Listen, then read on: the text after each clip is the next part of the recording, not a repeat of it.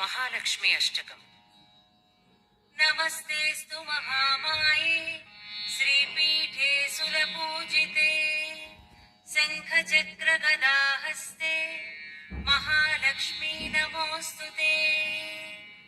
नमस्ते गरुडारूढे डोलासुरभयङ्करी सर्वपापहरे देवी महालक्ष्मी नमोऽस्तुते। सर्वज्ञे सर्ववरदे सर्वदुष्टभयङ्करी सर्वदुःखहरे देवी महालक्ष्मी नमोऽस्तुते। सिद्धिबुद्धिप्रदे